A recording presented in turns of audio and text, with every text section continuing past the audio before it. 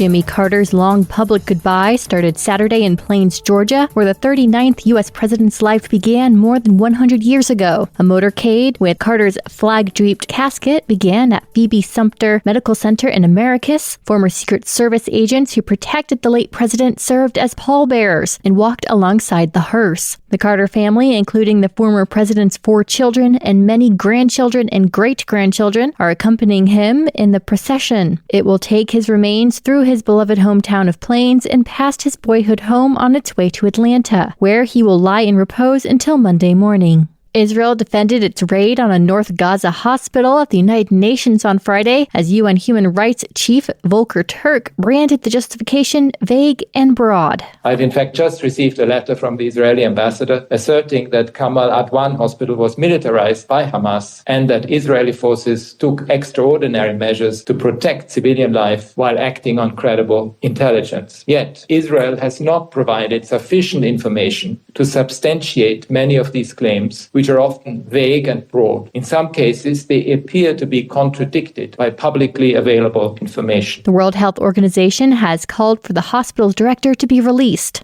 Meanwhile, hospital staff in southern Gaza say Israeli airstrikes on Saturday have killed at least 15 people, bringing the death toll across Gaza to at least 65 in the last 24 hours. The Israeli military said in a statement on Saturday that its forces had continued their operations in the northern edge of the enclave and had destroyed a military complex that had been used by Hamas. Israeli mediators were dispatched to resume talks in Doha, brokered by Qatari, U.S., and Egyptian mediators, and President Joe Biden's administration urged Hamas to agree to a deal. This is VOA News. At least 14 people were killed and about 30 were injured in a truck ramming attack on New Year's Day in New Orleans by a former Army soldier who had pledged allegiance to the Islamic State. On Saturday, Antoinette Klima placed a candle with the name of her former partner, Reggie Hunter, on the victim's memorial at the entrance to Bourbon Street. It's devastating. This is my child's father, and my son's 11 years old.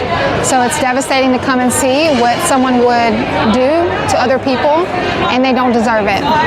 British police have named one of the victims of the New Year's Day attack in New Orleans as Edward Pettifer, a 31-year-old from London whose stepmother was a nanny to Prince William and Prince Harry. The bloodshed only ended when the suspect, who had suspected bomb-making materials at his home and reserved the vehicle used in the deadly attack more than 6 weeks earlier, was killed by police in an exchange of gunfire. Authorities on Friday were still investigating his motives and how he carried out the attack. The White House announced that U.S. President Joe Biden and First Lady Jill Biden will travel to New Orleans next week to meet the families of victims.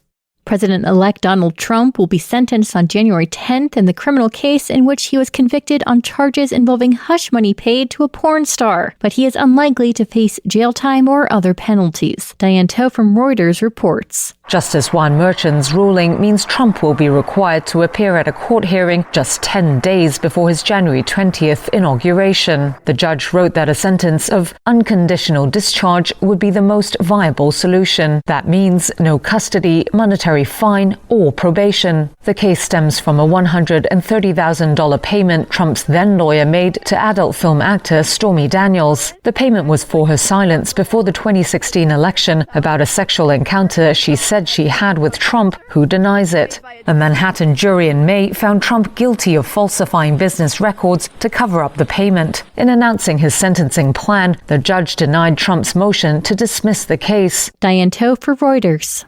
Myanmar's military government has released nearly 5,900 prisoners under an amnesty marking the nation's Independence Day, state media said on Saturday. This included 180 foreign citizens. Rachel Graham from Reuters reports.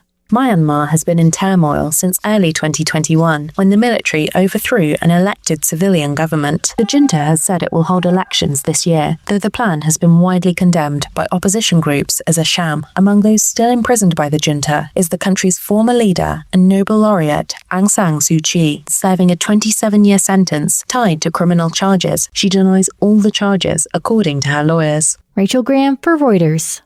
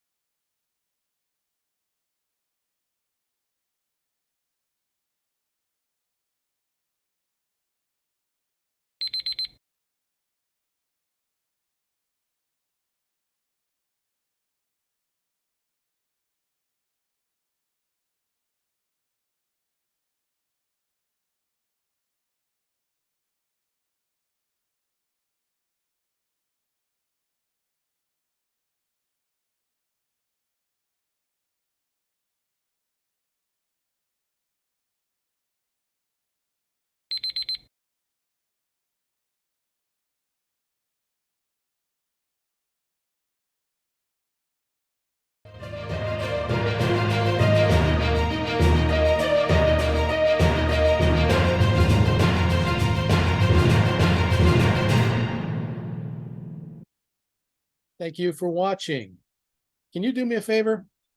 Please leave a comment in the comment section below. That would really help. Thank you, and see you again soon.